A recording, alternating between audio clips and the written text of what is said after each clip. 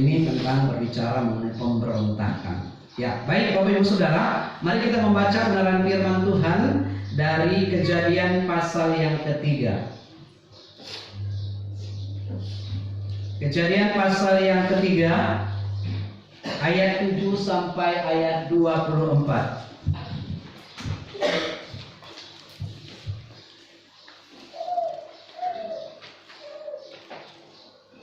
Kita akan membaca bagian ini secara bergantian kembali. Alkitab saya halaman 3. Manusia jatuh ke dalam dosa, ayat 7 saya Bapak Ibu yang genap sampai ayat yang terakhir 24 bersama-sama. Maka terbukalah mata mereka berdua, dan mereka tahu bahwa mereka telanjang. Lalu mereka menyemak daun pohon ara dan membuat jawat. Jika mereka mendengar bunyi lambat Tuhan Allah yang berjalan-jalan dalam taman itu pada waktu masih sejuk, bersembunyilah manusia dan istrinya itu terhadap Tuhan Allah di antara pohon-pohon dan taman. Tetapi Tuhan Allah memanggil manusia itu dan berfirman kepadanya, "Di manakah engkau?" Ia menjawab, "Ketika aku mendengar pohon-pohon dari taman ini, aku menjadi takut karena aku telanjang, sebab itu aku bersembunyi." Firman-Nya, "Siapakah yang memberitahukan kepadamu bahwa engkau telanjang? Apakah engkau makan dari buah pohon yang kularang engkau makan itu?" Manusia itu menjawab, "Perempuan yang bertempatan di sisiku, dialah yang memberi dari buah pohon itu kepadaku, maka aku makan." Kemudian berfirmanlah Tuhan Allah kepada perempuan itu, "Apakah yang telah kau perbuat ini?" Jawab perempuan itu, "Ular itu yang memberdayakan aku, maka aku makan." Lalu berfirmanlah Tuhan Allah kepada ular itu, "Karena engkau berbuat demikian, tertuturlah engkau di atas segala ternak dan di antara segala binatang hutan. Dengan perut pula engkau akan berjalan, dan dari tanah akan engkau makan seumur hidupmu.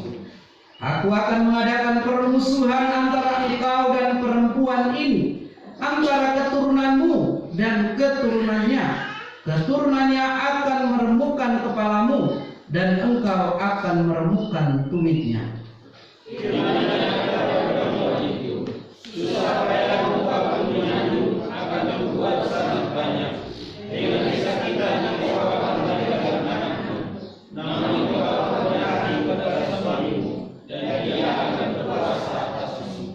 Lalu firman-Nya kepada manusia itu, "Karena engkau mendengarkan perkataan istrimu dan memakan dari buah pohon yang telah kuperintahkan kepadamu, jangan makan daripadanya, maka terkutuklah tanah karena engkau. Dengan bersusah payah engkau akan mencari rezekimu dari tanah seumur hidupmu." Semangat duri dan tumbuh duri tidak akan disisakan bagimu, dan tumbuh-tumbuhan tidak akan menjadi makananmu. Dengan berkeluh engkau akan mencari makananmu sampai engkau kembali lagi menjadi tanah, karena dari situlah engkau diambil, sebab engkau debu dan engkau akan kembali menjadi debu.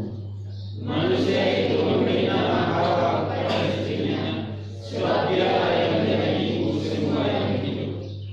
Dan Tuhan Allah membuat pakaian dari kulit binatang untuk manusia dan untuk istrinya itu, lalu mengenakan kepada mereka. Berfirmanlah Tuhan Allah, "Sesungguhnya manusia itu berada dari kesesatan terdalam, tahu Tuhan yang baik dan yang jahat. Maka sekarang jangan sampai ia membuka tangannya dan mengambil dari buah pohon itu dan memakannya, sehingga ia hidup selama-lamanya." Lalu Tuhan Allah mengusir dia dari Taman Eden, supaya ia mengusahakan tanah dari mana ia diambil bersama. Ia menghalau manusia itu, dan di sebelah timur Taman Eden ditempatkannya beberapa keruk dengan pedang yang bernyala-nyala dan menyambar-nyambar untuk menjaga jalan ke pohon kehidupan. Amin. Bapak Ibu Saudara yang kekasih dalam Tuhan, kita akan belajar kebenaran firman Tuhan, konsekuensi pemberontakan terhadap Allah. Apa itu konsekuensi? Konsekuensi adalah akibat. Jadi di dunia ini kita temukan ada sebab akibat. Kalau melakukan ini akibatnya itu. Jika engkau begini, engkau akan begitu. Nah, akibat dari pemberontakan. Kita akan melihat bersama poin selanjutnya. Ya, supaya jemaat Tuhan saling memperhatikan, fokus. Bentuk pemberontakan manusia. Gambar ini dan dari tadi kita lagu menceritakan sebenarnya Allah memiliki tujuan yang baik bagi manusia. Ketika manusia diciptakan, Tuhan bilang apa? Sungguh amat baik. Jadi Tuhan menciptakan kita baik adanya, segambar dan serupa dengan Allah. Rupa Allah, teladan Allah, petahana Allah, budi atau keluhuran Allah ada pada manusia. Tetapi inilah mulai dari Allah atau gambar Allah rusak di dalam diri manusia. Yang pertama, berkomunikasi dengan iblis. Dalam kaitannya ini kita konteks ini rupanya Hawa dia tidak bersama dengan Adam waktu itu. Coba kita lihat pada ayat yang pertama sedikit. Adapun ular ialah paling cerdik dari segala binatang di darat yang dijadikan oleh Tuhan Allah. Ular itu berkata kepada perempuan itu. Nah, rupanya di situ pada perempuan saja, tidak kepada Adam. Tentulah Allah berfirman, semua pohon dalam taman ini jangan kamu makan buahnya, bukan? Nah, kadang-kadang inilah yang disebut dengan pemberontakan awal, dimulai dari kita mau berkomunikasi bukan kepada Tuhan, tapi kepada setan dan itu. Jadi hati-hati, jangan suka tanya mimpi. Misalnya, apa mimpi tadi? Atau dari mana mau mandi? Atau jangan tanya kepada bersemedi ke gunung Lombok Batam ya di sini. Gunung apa nggak tahu. Atau pergi ke sungai, entah kemana, ke laut mana, atau ke cekungan apa di situ di laut mana. Jangan bertanya kepada memanggil nama atau berkomunikasi dengan iblis. Nah, iblis di sini itu setan itu, dia bolos itu, dia datang, dia berkuasa nggak? Iblis itu berkuasa nggak menurut Bapak Ibu Saudara? Dia punya kuasa tapi tidak maha kuasa. Dia berkuasa dan karena dia melihat ular adalah binatang paling cerdik waktu itu kata Alkitab. Jadi dia memakai ular. Bisa nggak dia pakai ular untuk berbicara pada manusia? Iya, karena dia berkuasa dia bisa. Nanti kau bicara itu ya. Karena dia tidak lagi menunjukkan wujudnya ketika Yehezkiel berkata dia ditolak dari hadirat Allah dan dilempar ke bumi. Jadi setan itu tidak bisa berwujud secara permanen. Jadi dia bisa berubah-ubah. Dia bisa apa saja. Termasuk ada yang datang kepada Hawa ini dalam bentuk apa? Ular. Nah, bentuk pemberontakan pertama adalah berkomunikasi dengan iblis. Hari-hari ini mari kita melihat sebelum Hawa itu memberikan buah itu kepada Adam, sebenarnya dia berkomunikasi dulu dengan iblis. Jadi poin yang pertama kita lihat, jangan pernah beri kesempatan kepada iblis. Jadi kalau kita mulai kesal dengan seseorang, kita sudah mulai marah dengan seseorang, firman Tuhan berkata apa? Jangan beri kesempatan. Nah, hati-hati nurani berkata, apa kau sudah sakit nih, balas saja. Nah, itu mulai ada komunikasi. Hawa berkomunikasi dengan cara dia mendengar iblis. Dia mendengar ular itu dan ular mempertanyakan, bukan? Nah, maksudnya dia mulai meragukan firman Tuhan. Halo, siapa yang mulai ragu hari ini kepada Tuhan? Saya tidak mau berkata apa, tetapi mari kembali kepada Tuhan. Yakini janji Tuhan. Kemarin ada diskusi sedikit. Ada orang meragukan. Di mana-mana sekarang, bahkan di dunia YouTube, di dunia meragukan. Apakah benar firman Tuhan berbicara harus bawa perpuluhan? Itu di mana-mana orang tanya. Ada gereja nggak mau sekarang. Jadi akhirnya banyak hal yang diakibatkan karena meragukan Tuhan. Kalau firman Tuhan katakan bawalah persepuluhan, ini salah satu contoh kecil saja ya. Maksudnya yang lainnya banyak. Dan kalau anak muda, contohnya, jangan merupakan pasangan yang tidak seiman. Bermain-main tidak apa-apa sih, kenalan kok dong. Lama-lama membuka komunikasi, nanti ku layani dia, ku bawa dia kepada Tuhan. Tapi dia juga tarik dia pelan-pelan. Bapak Ibu Saudara yang kekasih, Hawa berkomunikasi dengan iblis dan iblis mulai meragukan imannya. Dia berkata, buah pohon itu kalau kau makan, kau mengetahui tentang yang baik, yang jahat. Komunikasi mulai membuat dia ragu. Dan poin yang kedua, B, itu bentuk pemberontakan terhadap Tuhan adalah meragukan firman Tuhan. Jangan pernah kita ragu akan perkataan Allah. Jangan kita ragu akan kuasa Allah. Jangan pernah kita ragu akan kemampuan Allah. Amin. Tapi kadang-kadang kita ragu. Tuhan bilang, percayalah dengan iman. Tapi kita bilang, benar gak Tuhan menolong saya? Saya kan orang berdosa. Nah, ini iblis berbicara. Dikatakan pada saat Hawa mulai ragu, ayat berikutnya, ketika dibukakan ayat 3, engkau akan mengetahui tentang yang baik dan jahat terusnya. Tetapi ular itu berkata, sekali-kali tidak. Dia mulai meragukan, berbicara, berkomunikasi. Tetapi Allah mengetahui bahwa pada waktu kamu makan, maka matamu akan terbuka, maka kamu akan menjadi seperti Allah. Garis bawahi, seperti Allah. Kadang-kadang Bapak Ibu Saudara, kita berusaha untuk berkuasa atas diri kita sendiri. Tidak mau dikuasai oleh Tuhan, tapi justru lebih mendengar suara-suara lain.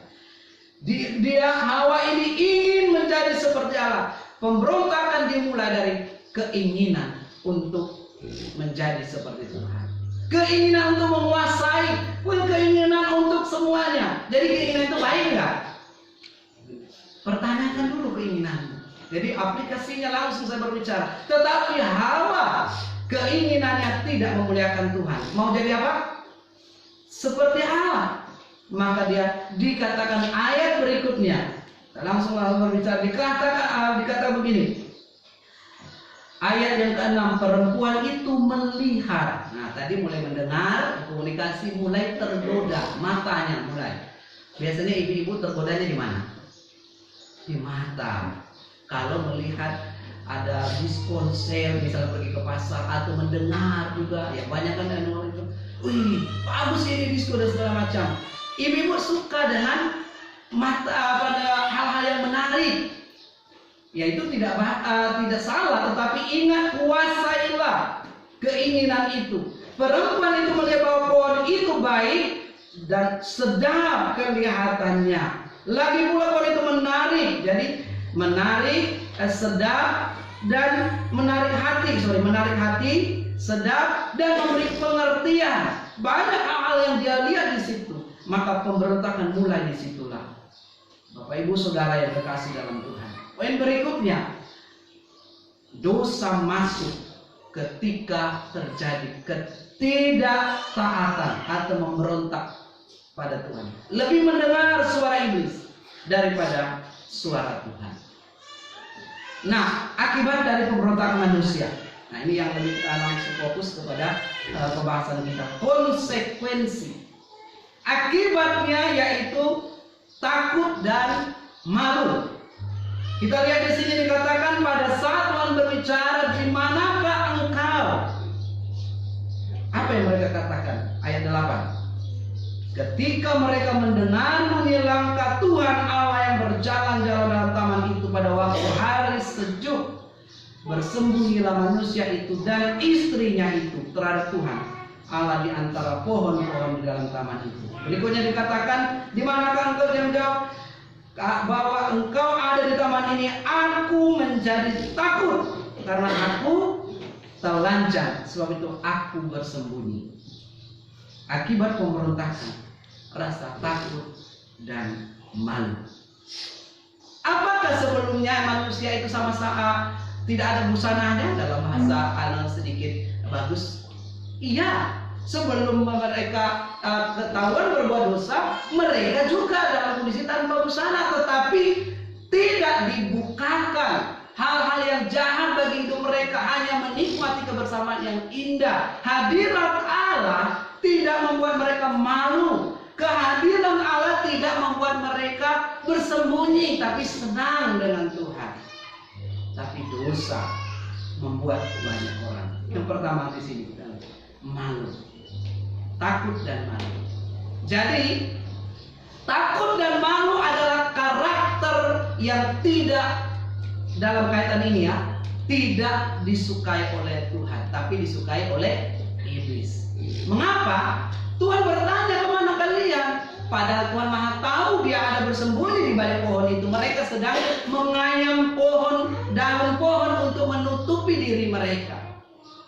Mungkin kita lihat di situ mereka bersembunyi, dikatakan. Tetapi akibat pemberontakan manusia, maka sampai hari ini selalu orang takut, selalu orang rasa malu. Nggak ngapa-ngapain, malu. Loh, kenapa kok malu? Loh, kenapa kok malu? Ya malu. Nah, inilah namanya akibat dosa. Harusnya kalau kita tidak berbuat dosa tidak perlu malu.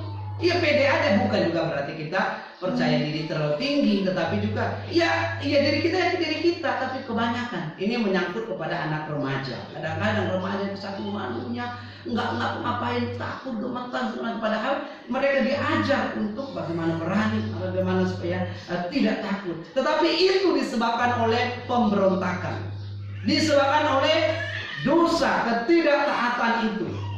Ketidaktaatan, pemberontakan lebih cenderung mendengar suara iblis, membuat manusia menderita.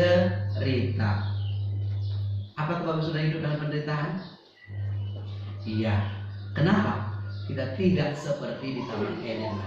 Apa bentuk penderitaan? Yang pertama, bagi manusia perempuan atau Hawa, dikatakan dengan bersusah payah engkau akan mengandung dan melahirkan. Jadi ibu-ibu ngatur ya, kalau sakit kure semangat uang, masih harus berterima kasih Tuhan, ampuni saya Tuhan, tapi malah bisa sakit ini, tapi harus belajar. Mengapa? Akibat dosa manusia, maka kita kita mengintrospeksi diri Tuhan. Tolong saya, ampuni saya orang berdosa, saya diturunkan, saya lahir dari nenek moyang saya Adam dan Hawa pemberontak, maka saya juga menderita pada saat kehamilan ini. Ya, tidak jauh-jauh dari antara kita jemaat Tuhan yang ada, banyak penderitaan oleh karena kehamilan. Ya, bukan berarti juga kita nggak suka dengan hamil, karena orang suka hamil, dan itu memang harus, orang menikah harus hamil untuk berkembang biak, untuk beranak cucu. Tetapi akibatnya sampai sekarang, nah ada sekarang mulai dipotong sedikit oleh kemajuan canggih. Sekarang melahirkan tidak terlalu sakit. Ada ibu-ibu bilang, iya saya waktu hamil sakit ngidam sana sini, tetapi ketika melahirkan tinggal tidur nyaman. Setelah itu ada bayi langsung di samping saya. Itu puji Tuhan. Tetapi pada dasarnya, ya, kepada semua orang, bukan kepada pribadi A, B, C, tapi semua perempuan, ini akibat pemberontakan siapa? Nenek moyang kita. Tetapi juga apakah ada kita ambil bagian? Ya, karena kita diturunkan. Dosa itu harus diputuskan. Maka puji Tuhanlah kalau orang tidak menikmati penderitaan yang manusia laki-laki. Apa yang dialami oleh bapak laki-laki atau bapak-bapak kepala rumah tangga? Apa dikatakan? Susah payahmu waktu apa? Tadi ibu waktu mengandung dan melahirkan. Bapak-bapak mengusahakan bumi atau tanah. Capek nggak bapak-bapak bekerja?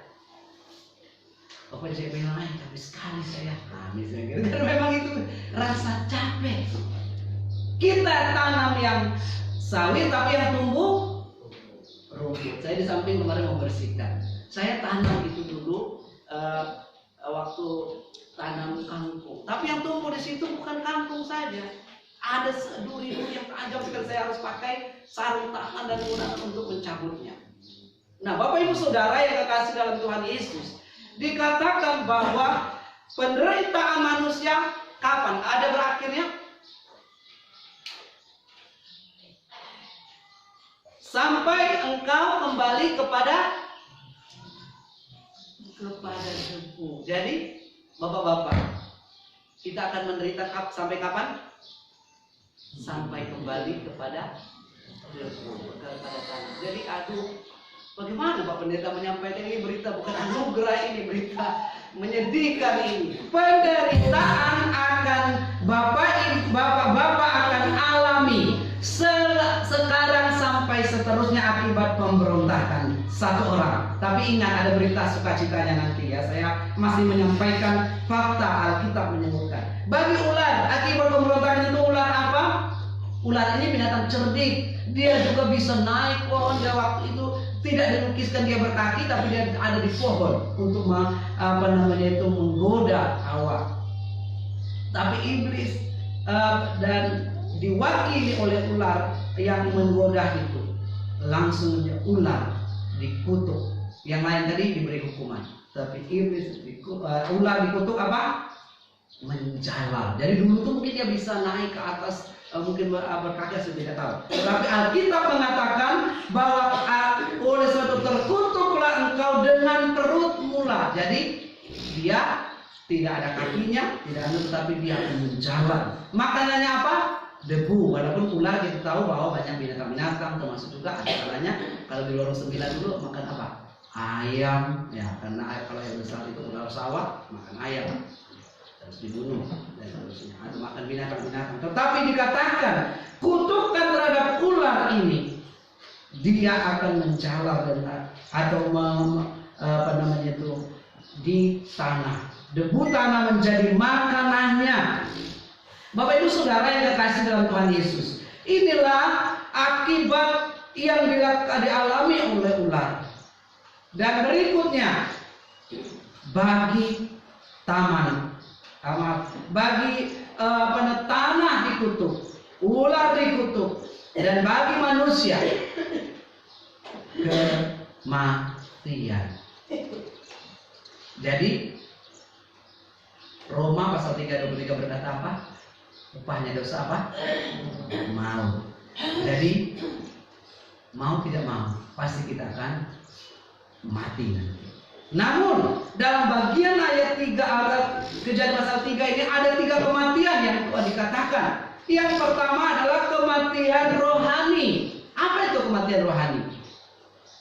Rohnya tidak ada hubungan lagi dengan Tuhan. Rohnya Tuhan sejak pemberontakan dan lebih mendengar suara iblis, tidak taat kepada Allah, memakan buah terlarang itu, tidak sesuai dengan maksud Allah untuk manusia itu taat kepada Allah, tapi dia taat kepada iblis. Maka Bapak Ibu Saudara yang terkasih, dikatakan bahwa kematian itu ada secara budi atau secara akal budi. Kita pun tidak memiliki gambar dan rupa pada mulanya. Keluhuran kita yang kita terima pada saat itu, kita tidak mati, tetapi harus mengalami kematian, apalagi jasmani. Dan pada saat itulah Bapak Ibu Saudara, mulai Kejadian 3 ini, binatang mulai bermusuhan dengan kita. Sehingga dulunya itu makanan kita apa? Sebelum jatuh dalam dosa, dikatakan oleh Alkitab, makanan kita biji-bijian, daun-daunan, pucuk-pucukan. Sehat nggak? Sehat. Tetapi sejak kejatuhan dalam dosa, kita semua sudah makan. Dikatakan karena Allah sudah membunuh binatang itu, maka justru ada permusuhan kita dengan binatang. Binatang-binatang itu tidak harmonis lagi dengan manusia. Dia juga kalau melihat manusia, Mungkin anjing mau menggonggong, gitu ya. Apalagi kalau dia rasa musuh ini atau rasa atau mungkin kita melihat kambing menanduk dan seterusnya. Permusuhan terjadi akibat pemberontakan manusia. Yang lebih daripada itu adalah kematian kekal. Jadi ada 3 jenis kematian. Kematian rohani dan terpisahnya dengan Allah. Kematian jasmani terpisahnya tubuh dengan roh. Dan kematian kekal yaitu kita tidak akan kembali kepada Allah, tapi selama-lamanya dalam hukuman. Nah, dalam konteks ini akibat pemberontakan itu yang terakhir, diusir dari Taman Eden. Ini gambar yang ke berapa ini? Di bawah itu yang ke-7. Berbicara 2 grup seperti malah ini gambar untuk anak-anak, tapi tidak menggambarkan kita. Dijaga jangan sampai ular pun diusir di situ, manusia kedua-duanya diusir, dan jangan sampai mereka kembali makan buah pengetahuan yang baik, yang jahat itu, dan makan buah tentang pohon kehidupan itu, maka mereka diusir. Bapak Ibu Saudara yang dikasih dalam Tuhan, ya, saya sedikit terganggu dengan lama ini. Konsekuensinya kita tidak menikmati kebahagiaan lain. Yang ada selalu kita mau cari damai, tapi dunia menawarkan berbagai macam membuat hati kita remuk. Kita mau mencari ketenangan, tetapi di sana sini penuh dengan permusuhan dan ketegangan yang terjadi. Namun, Bapak Ibu Saudara, ini berita pemberontakannya. Sekarang berita anugerah. Selalu kita berkaitan dengan bagian ayat ini ke-15. Mari kita baca kembali supaya kita fokus kembali kepada bagian ini. 2-3 ayat 15. Aku akan mengadakan permusuhan antara engkau dan perempuan ini, antara keturunanmu dan keturunannya. Keturunannya akan meremukkan kepalamu, dan engkau akan meremukkan tumitnya. Inilah permusuhan yang besar dimulai dari Taman Eden, sehingga mulai terjadi bukan hanya permusuhan antara manusia dengan binatang, tetapi juga sesamanya. Maka berikutnya dikatakan pembunuhan mulai terjadi. Pemusuhan dan pembunuhan. Kakak adik pun bisa baku bunuh. Alkitab mencatat Kain dan Habel, mereka baku bunuh. Bahkan dikatakan pada bagian itu bahwa memang Kain bukan berasal dari anak Allah, tapi anak manusia. Maksudnya segala kelakuan manusia yang penuh dengan pemberontakan, tidak suka dengan Allah, tidak mempertanyakan kenapa ABC dan seterusnya, bahkan tidak menghormati Tuhan, maka dia disebut sebagai anak manusia. Nah, menariknya di sini Bapak Ibu Saudara, ada keturunan. Ayat 15 ini nanti janji Allah akan pemulihan antara keturunan ular dengan keturunan iblis ular, dan juga keturunan manusia akan bermusuhan. Tetapi akibatnya nanti dikatakan ada keturunan manusia itu, yaitu perempuan ini ya. Mengapa keturunan perempuan bukan keturunan manusia disebut Alkitab? Rupanya setelah saya selidiki tadi malam dan mendengar beberapa yang menyampaikan uraian ini, terbukti di dalam kelahiran Tuhan Yesus. Tuhan Yesus kelahiran adalah keturunan perempuan atau keturunan manusia? Perempuan. Mengapa? Permisi, karena tidak ada bibit laki-laki manusia di dalam diri Yesus Kristus. Dia itulah disebut sebagai keturunan perempuan. Maka tergenapilah di dalam nas ini bahwa satu saat iblis tidak berkuasa, Yesus yang lebih berkuasa. Dia adalah keturunan yang akan datang kemudian hari. Oleh sebab itu tidak ada jalan lain. Alkitab mengatakan hanya oleh darah Yesus kita diselamatkan. Yesus mengalahkan maut, Yesus mengalahkan kematian. Dia harus mati, tetapi dia kalahkan itu kematian. Bahkan di dalam Yudas dikatakan dalam kematian dia menginjili roh-roh orang mati. Bapak Ibu Saudara yang terkasih, jadi cara agar kita tidak memberontak kepada Allah, kita tahu bahwa kehadiran Yesus dan dia satu-satunya yang menyelamatkan manusia dari pemberontakan itu. Yang kedua, poin yang ketiga, yaitu caranya taat dengan berdoa dan baca firman Tuhan. Mari dengan ketaatan kita lebih mendengar suara Tuhan daripada suara iblis. Pak Pendeta, saya nggak tahu iblis itu berbicara bagaimana. Kadang-kadang kita susah membedakan. Kalau Hawa dulu jelas dia tahu suara iblis melalui ular, dia lihat memang ular dan berbicara, nggak tahu bahasa apa waktu itu, apa bahasa Ibrani, bahasa Arab, pokoknya bahasa Taman Eden lah. Intinya bahwa ada mereka. Tapi sekarang bagaimana kita tahu bahwa iblis berbicara kepada kita? Tentunya kita harus paham, iblis selalu mengajak kepada kita untuk memberontak kepada Tuhan. Iblis selalu mengajak supaya kita tidak taat. Iblis selalu mengajak supaya kita tidak baca firman Tuhan. Iblis selalu mengajak supaya kita tidak hormati orang lain, tidak menghormati, tidak mengasihi Tuhan. Iblis berusaha mengajak kita untuk memberontak. Maka anak-anak muda di sekolah-sekolah juga, di mana-mana, bahkan ada geng-geng, terjadi pemberontakan terhadap orang tua, pemberontakan terhadap hukum, pemberontakan terhadap pemimpin, oleh karena merasa mereka lebih baik. Kami akan duduki, kami berkuasa, kami bisa, dan seterusnya. Nah, inilah awal mula daripada kita mendengar suara bukan yang datang dari Tuhan.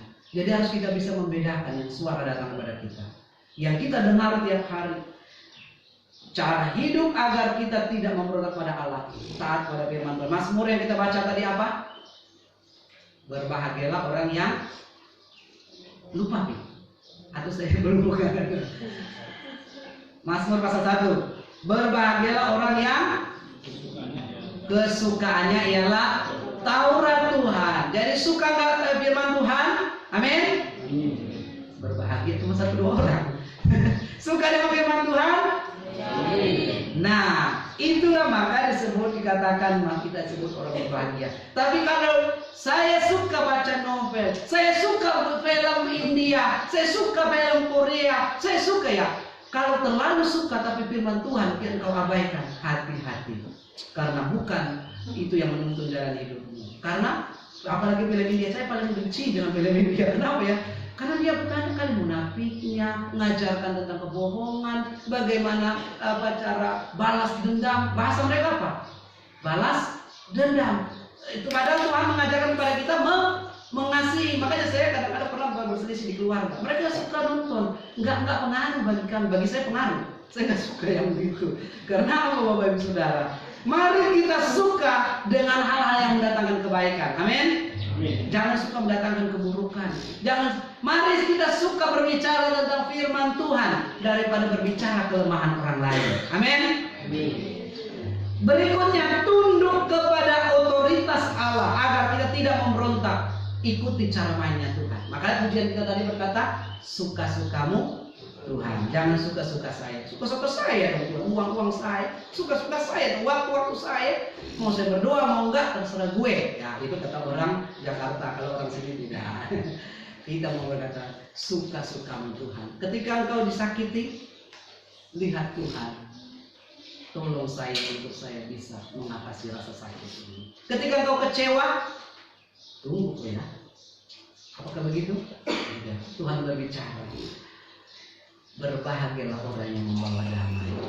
Ketika orang marah, mampukah kita tersenyum atau paling tidak menerima dengan tunduk dan kata Tuhan tolong saya untuk menerima semuanya. Aduh, tunggu kok, tunggu dalam hati. Satu, kedua kali, dua.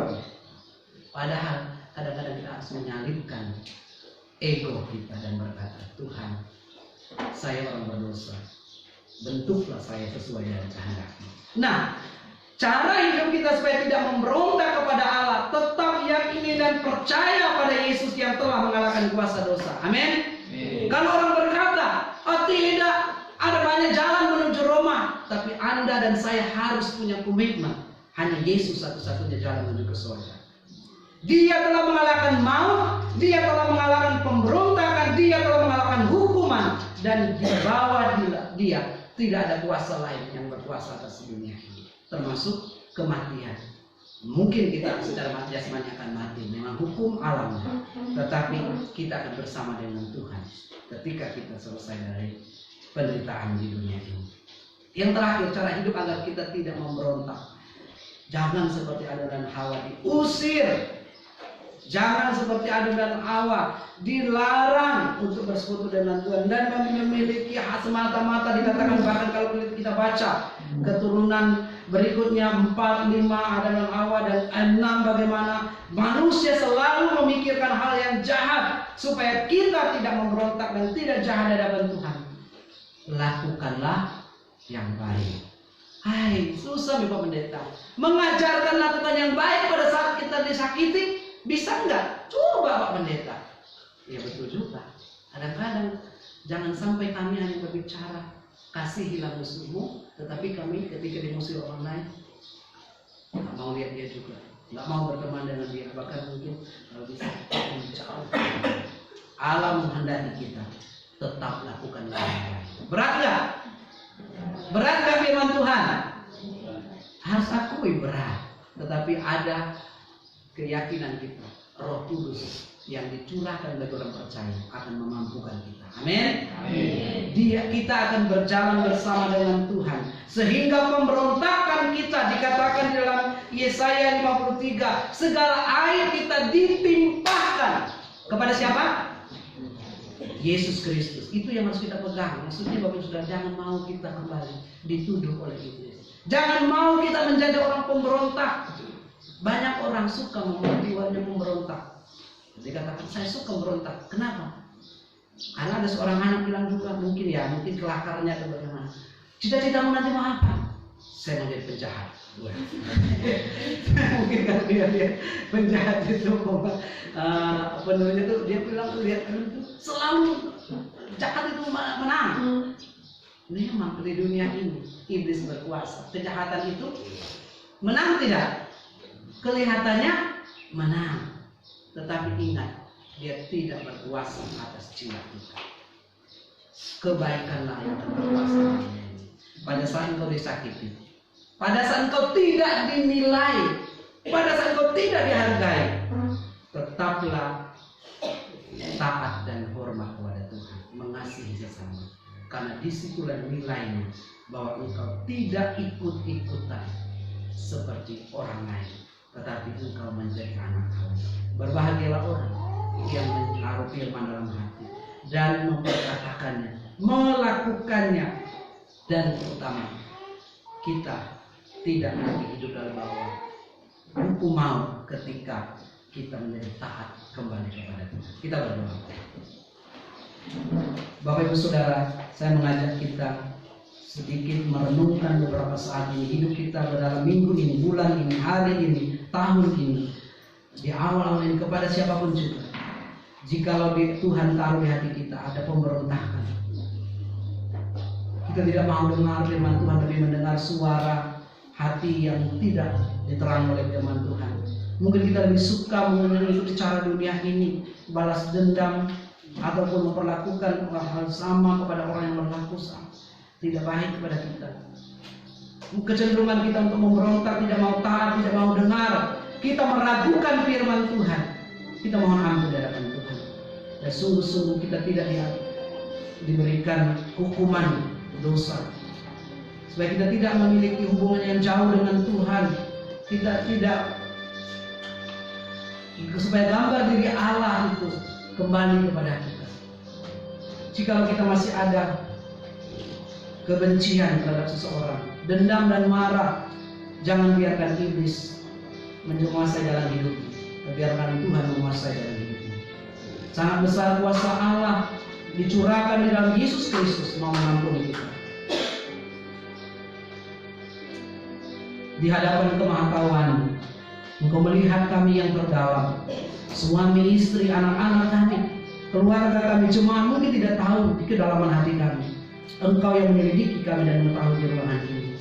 Tuhan, jika masih ada pemberontakan di dalam diri kami, ketidakpercayaan kepada firman-Mu, ketidaktaatan kepada Engkau, dan kami lebih cenderung berkomunikasi dengan iblis atau kuasanya di dunia ini, kami mulai tergoda dengan keinginan kami tidak taat dan pemberontak, dan selalu mengikuti keinginan-keinginan dunia ini.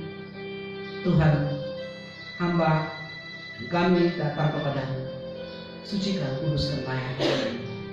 Kami tahu bahwa darah Kristus telah memampukan kami. Diperlakukan apapun juga, sebagai anak Tuhan kami tetap menerima sebagai pembentukan ilahi.